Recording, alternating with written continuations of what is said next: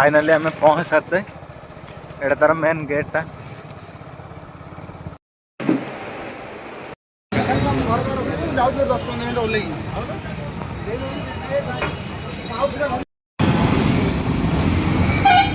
एबा भालू भालू से माने भालू से नहांती नहीं आग थिले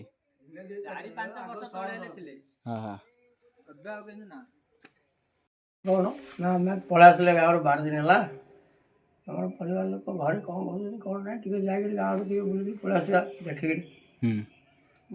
दिन गाँव पाखापाखि भगवान बादल हाय कर दे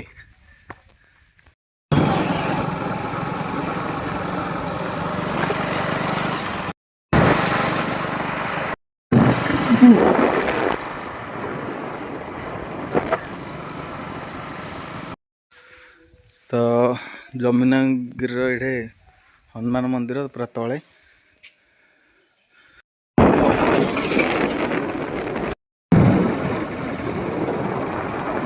हाय सांग मैंने जय जगन्नाथ नुआ गोटे फ्रेश ब्लॉग को आपण मानक ढेर ढेर स्वागत।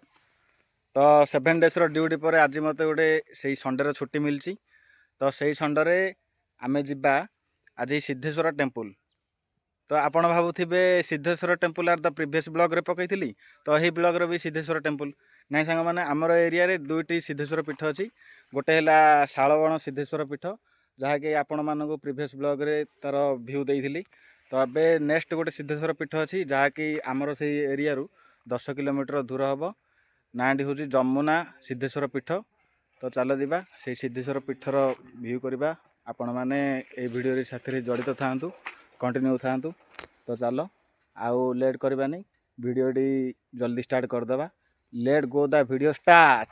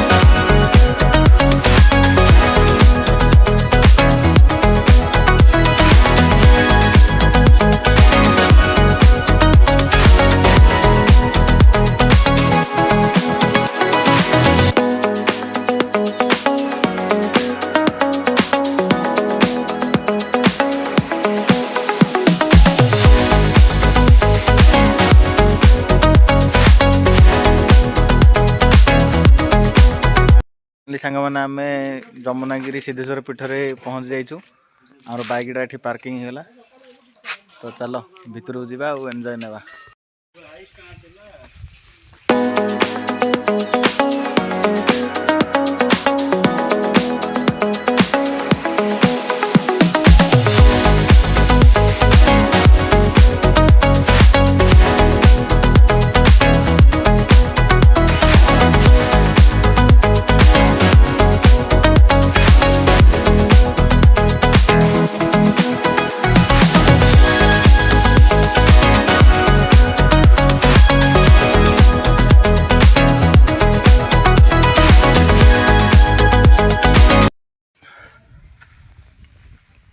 ବାଦଲ ଟିକେ ହାଏ କରିଦେ।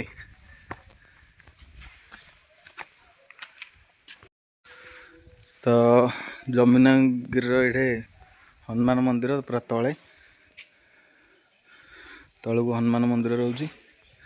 ତାପରେ ଉପରେ ଆମର ସେଇଠି ସାଇବାବା ମନ୍ଦିର, ତାପରେ ପୁରା ଉପରେ ସିଦ୍ଧେଶ୍ୱର ମନ୍ଦିର ପାହାଡ଼ ଉପରକୁ। ତ ପାହାଡ଼ ଉପରକୁ ପୁରା ଯିବାକୁ ଆମକୁ ଏବେ ଟାଇମ୍ ନାହିଁ। ବର୍ତ୍ତମାନ ଟାଇମ୍ ଆସିକି ହେଲାଣି 4ଟା। ତ ଆମେ ଯାଇକି ଆସିଲା ବେଳକୁ ପୁରା 8ଟା 9ଟା ରାତି ହେଇଯିବ। ତ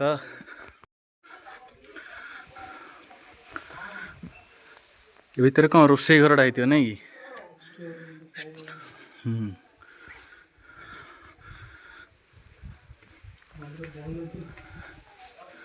ସାଇବାବା ମନ୍ଦିର ଏଇଟା ଉପରେ ନା। ତ ଏଠି ଗୋଟେ ସାଇବାବାଙ୍କ ଷ୍ଟାଚୁ ବନା ହେଇଛି।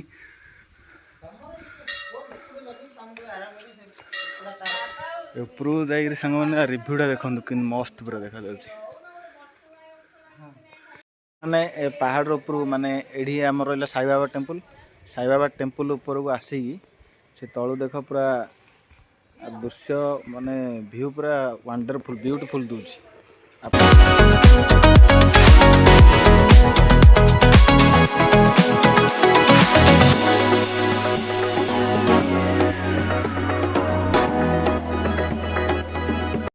ଏଇଟା ସାଇବାବା ଟେମ୍ପଲ୍ର ବ୍ୟାକ୍ ସାଇଡ଼୍ଟା ଦେଖନ୍ତୁ। ବଣ ଜଙ୍ଗଲ ଭିତରେ ମନ୍ଦିରଟା ଥିବାରୁ ମାନେ ଆର ଭିଉ ପୁରା ୱାଣ୍ଡରଫୁଲ୍ ଆସୁଛି, ବିୟୁଟିଫୁଲ୍।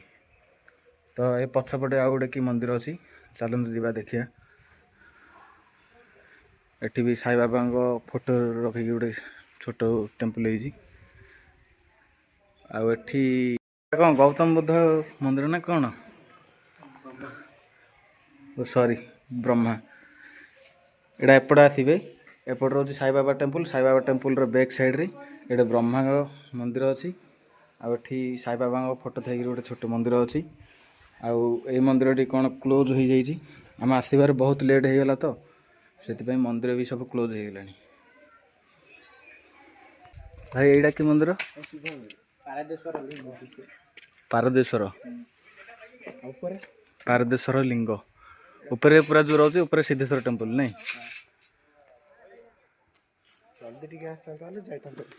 ହଁ ପୁରା ଲେଟ୍ ହେଇଗଲା ପରା। ଆମେ ଗଲା ବେଳୁ ସନ୍ଧ୍ୟା ହେଇଛି, ଆଇଲା ବେଳୁ ଭାଲୁ ଖାଇ ଦେଇଥିବ।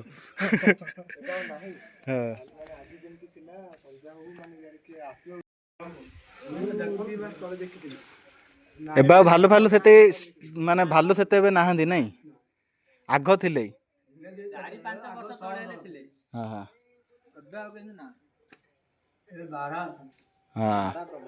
ଏବେ ବାରାହ ପ୍ରବଳ ଭୟ ଆଉ।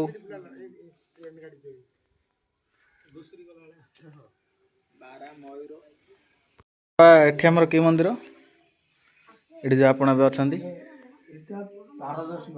ପାରଦେଶ୍ୱର। ଆଉ ଯୋଉ ତଳେ ଅଛି ସେଠି ହନୁମାନ ମନ୍ଦିର ଅଛି। ତଳେ ହନୁମାନ ମନ୍ଦିର ଅଛି, ଜଗନ୍ନାଥ ମନ୍ଦିର ଅଛି। ହଁ ଆଉ ଏପଟ ସାଇଡ୍ ଶନିଦେବଙ୍କର ମନ୍ଦିର ଅଛି। ହଁ ଏଇଠି ରହିଲେ ସାଇ ମନ୍ଦିର। ସାଇ ମନ୍ଦିର ହଁ। ପଛପଟୁ ହଁ ଏଇଟା ଦୁର୍ଗା ଦତ୍ତାତ୍ରୟ ମନ୍ଦିର। ଏଇଟା ଗଣେଶ ମନ୍ଦିର। ହଁ ଏଠି ଯୋଉ ଅଛି ଗଣେଶ ମନ୍ଦିର। ଆଉ ପୁରା ଉପରେ ରହିଲେ ସିଦ୍ଧେଶ୍ୱର। ହଁ ଏ ପୁରା ସିଢି ଅଛି ନା ପୁରା ଉପର ପର୍ଯ୍ୟନ୍ତ? ହଁ 1100 ସିଢି। ହଁ ଆଉ ବାପା ଏଠି ଆପଣଙ୍କର କେତେ ବର୍ଷ ହେଇଗଲାଣି? ଆରମ୍ଭ ରହୁଛି 2010 ଶିବରାତ୍ର ଷ୍ଟାର୍ଟ ହେଲା, ସେଇଠୁ ଆପଣ ଅଛନ୍ତି ସେବକ ଭାବରେ ଅଛନ୍ତି ଆଉ 15 ବର୍ଷ ହେଇଯିବଣି। ହିଣ୍ଡଳ ହଁ ନାଁ ହେଲା ଗୋଲକ ପାଣିଗ୍ରାହୀ। ଆପଣଙ୍କ ନାଁ ଗୋଲକ ପ୍ରାଣୀଗ୍ରାହୀ, ହିଣ୍ଡଳ ଗ୍ରାମ। ହଁ ଆଉ ସେଠି ଆମର ସାଇବାବା ମନ୍ଦିର ଭିତରୁ ମୋବାଇଲ ଏଲାଉ ନାହିଁ ନାଇଁ କି? ଆଉ ଆମେ କ'ଣ ଭିଡ଼ିଓ କରିଲେ କହିଲେ କ'ଣ ମୋବାଇଲ ଫୋବାଇଲ ଏଲାଉ ନାହିଁ ବୋଲି ଭିଡ଼ିଓ କରିପାରିଲୁନି ତ।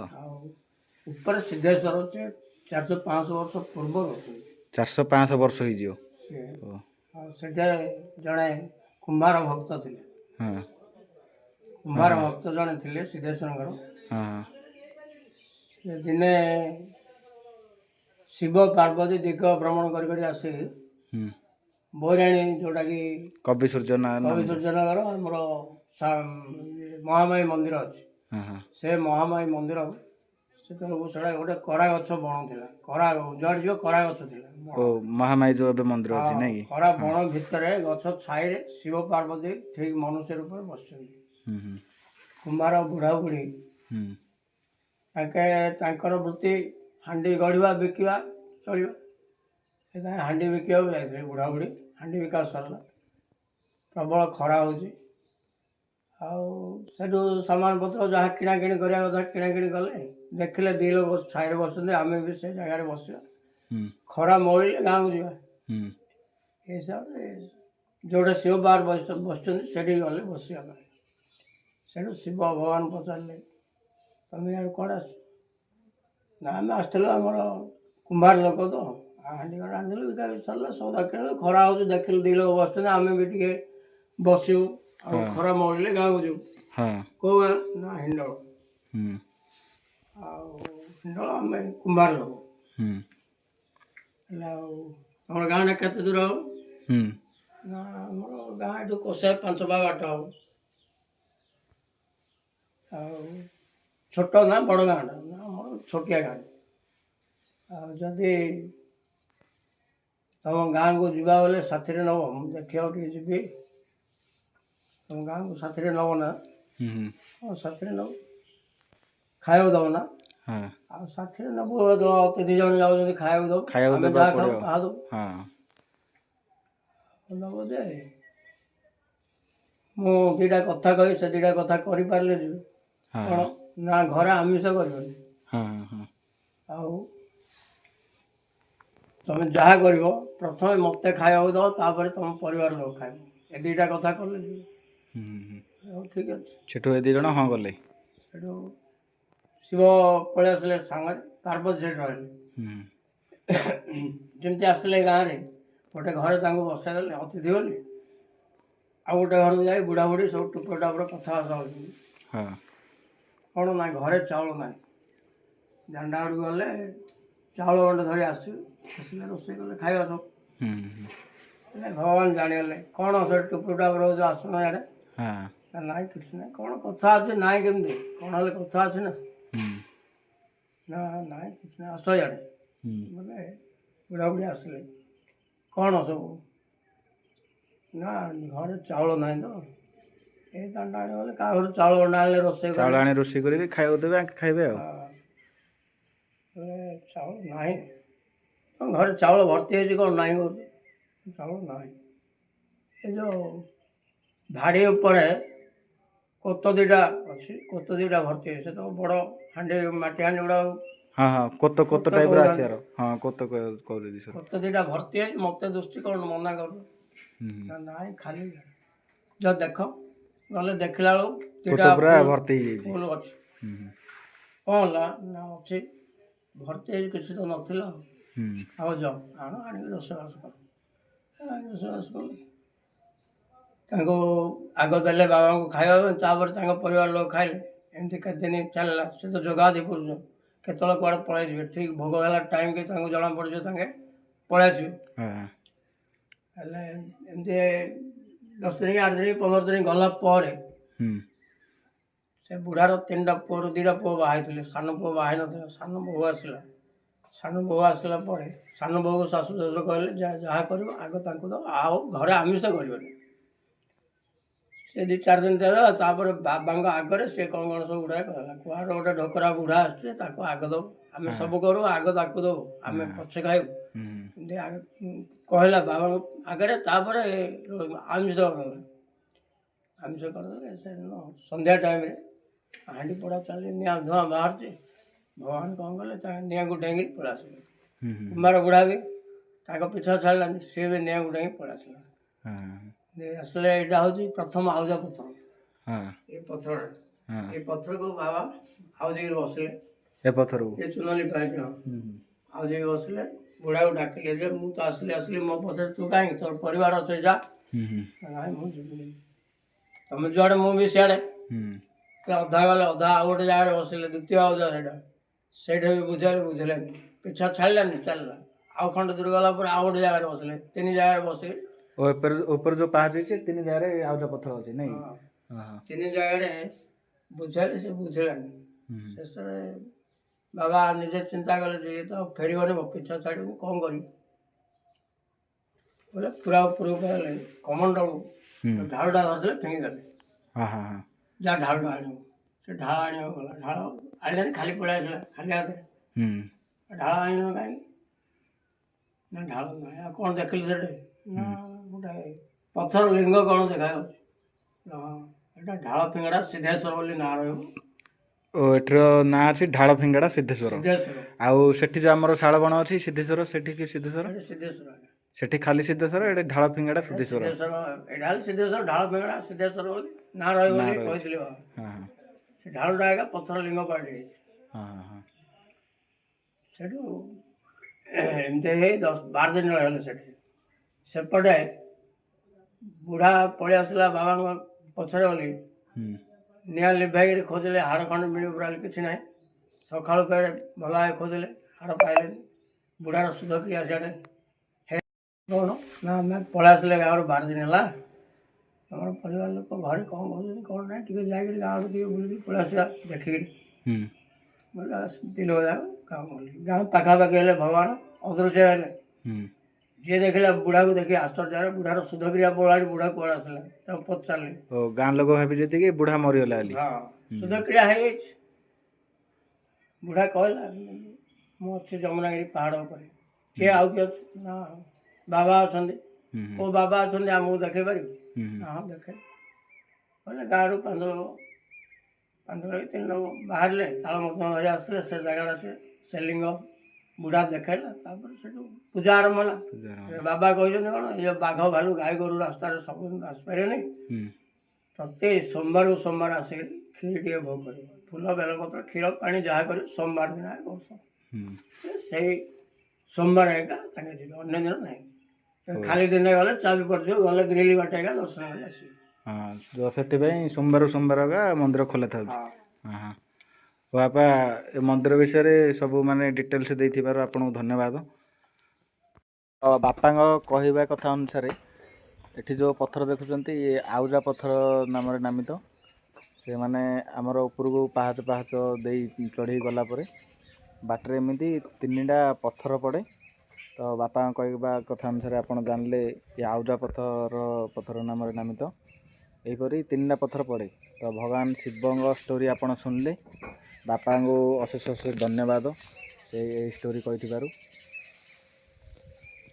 ଯମୁନାର ଆମେ ଏବେ ରିଟର୍ନ କରିସାରିଛୁ। ଗଲାବେଳେ ସେପଟେ ସୁନାପଲ୍ଲୀ ଦେଇ ଯାଇଥିଲୁ, ଏବେ ଆସିଲା ବେଳେ ବୈରାଣୀ ଦେଇ ଯାଉଛୁ। ଚାଲନ୍ତୁ କ'ଣ ଟିକେ ଟିଫିନ୍ କରିଦେବା, ଲସି ଫସି ପିଇଦେବା, ତାପରେ ଗାଁକୁ ଯିବା ଆଉ।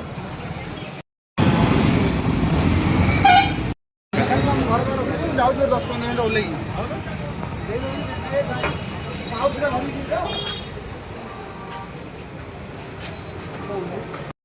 ସାଙ୍ଗମାନେ ଆମେ ଏବେ ସିଦ୍ଧେଶ୍ୱର ଟେମ୍ପଲରୁ ରିଟର୍ନ କରିସାରିଛୁ।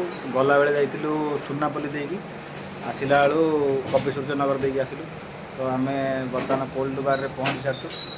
ଇଏ ଅଛି ମୋ ମାନେ 10th କ୍ଲାସ୍ର ସାଙ୍ଗ ଭିକାରୀ। ତ ଏଠି କିଛି ଲସି ଫସି କିଛି ପିଇବା, ଟିଫିନ୍ ଫିଫିନ୍ କିଛି କରିକି ବାହାରି ଗାଁକୁ। ମିକ୍ସ ହେବ।